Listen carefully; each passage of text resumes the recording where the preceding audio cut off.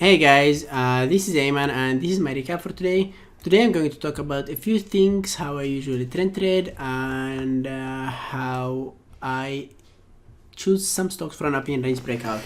The main thing which I do every day before or after actually I almost built my watch list is this. I go to check the average true range. Now you could do this in multiple ways. First thing is you check the daily chart, you see the average candle size. You could see that somewhere in average it's between a dollar and a half, $1.20. Or you could check this line right here. It's showing you the average.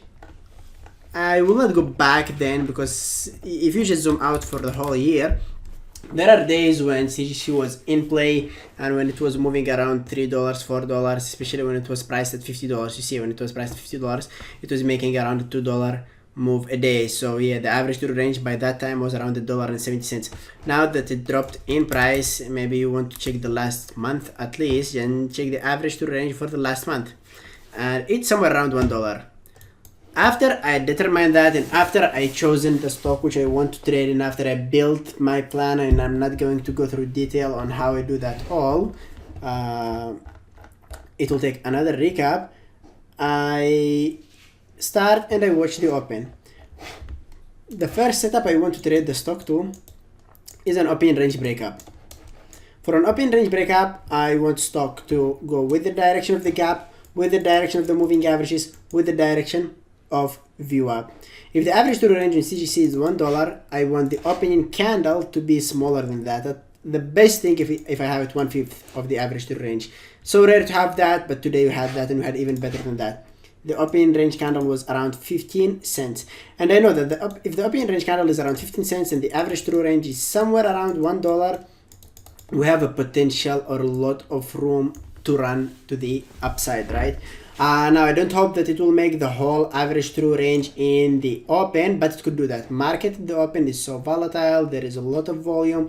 It could just simply spike up and make the average true range, then after that it just pull back, go slow until later on the day it will get back to the high of the day or break it back up.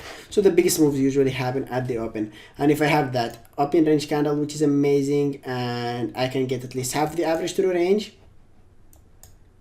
if I can at least get a half of the average true range, I'll be so happy about it. So yeah, my first entry was in the pre-market because I liked how it was setting up on bigger time frames. At the open, it's giving me my perfect setup. I take it to the long side, I have my stop loss at the lows, and I partial right here. Why did I partial there? Because it was closer to the psychological round number 18 and $50. Next partials were closer to yesterday's high. You see that there is yesterday's highest at 9:30. It was at around 1866 or 1867. So yeah, I'm taking my partials closer to yesterday's high, closer to the round number $19. And now look at this. The stock has already did a huge move on the 5-minute chart. A huge move on the 5-minute chart. And I expect that after a huge move, stock will make a pullback. It will not just go there all the way to $20 in my favor, right? It could make a pullback, and I added on the pullback. Usually the pullback is to the 9 and the 5.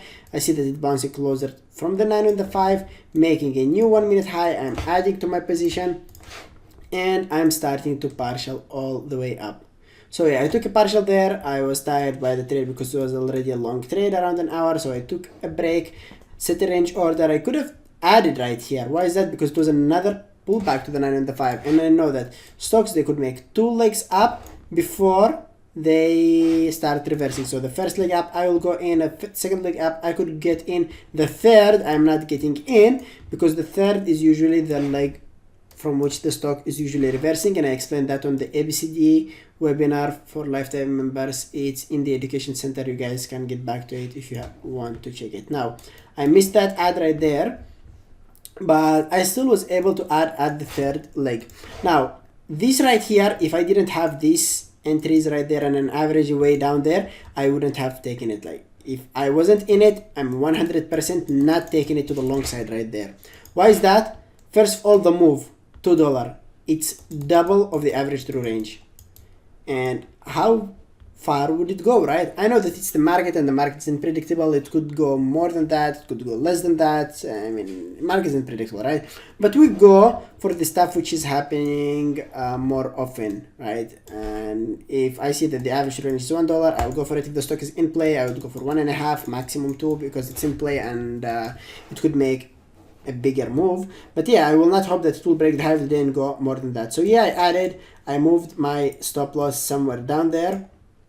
My average, actually, because after those ads my average was down there, I could triple my remaining of the positions. I partial closer to the high of the day. Why is that? Because as I told you, move is already bigger than the average to range, and I can't just hope that it will break the high of the day and continue running. How much will it run, right? So I take most of my position out. It's dropping down to that support area down there. I add to my position one more time, add to my position, taking a partial up there. Now why did I take that partial up there? Because this move here was big, and I know that stocks, they could make a pullback before a continuation. It could also do this and continue going higher. Just in case if it's not doing that, I'm taking a partial closer to the 9 and the 5, and then I'm exiting the rest at break even. Another stock I've traded today, and this was the last stock I've traded today, was JD. Same thing, I liked the daily, I like the bigger time frames. It was set for me for a 1 minute open range breakout. I'm taking it for 1 minute open range breakout. Unfortunately, I get a bad fill. That was supposed to be my fill. I get some slippage, so my stop loss was bigger. That was my stop loss, but because I had bigger or worse fill, which I didn't want to get, I decided to exit there for 1 hour loser. Because if I wait all the way down there, that will be 2 hour loser, and I can't handle that. 1 hour is my max loss. Now it's breaking up. And at the break of the range, this is the break of the range, right? My stop loss is half of the range. Partialing all the way up, pulling back. After breakouts, guys, stocks usually retest. And I talk about this a lot on our webinars or on trade reviews. After the stock breaks out, it usually pulls back. Previous resistance acts as support, and it could continue going higher. And this is why I added because of this previous resistance. Unfortunately, by the way, my stop loss was half the range. Unfortunately, I didn't respect my rules. I was scared about it. I get stopped out. I should have just held on to it, or I should have entered right there for the second retest. But yeah, I wasn't watching it anymore. I was done for the day, and that was it. But yeah, managed it really bad. Missed a good move because I simply broke my rule. So yeah, that is my recap for today. If you guys have any questions, feel free to comment below. Subscribe to our channel if you like our content. If you have any questions, feel free to email me, aiman@beatabletraders.com, and make sure to follow me on Twitter.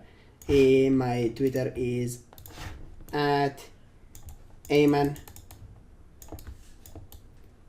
BBT, which stands for Beatable Traders, right? At Aiman BBT. I post my trades there on a daily basis. You might learn a lot out of that. So yeah, bye bye.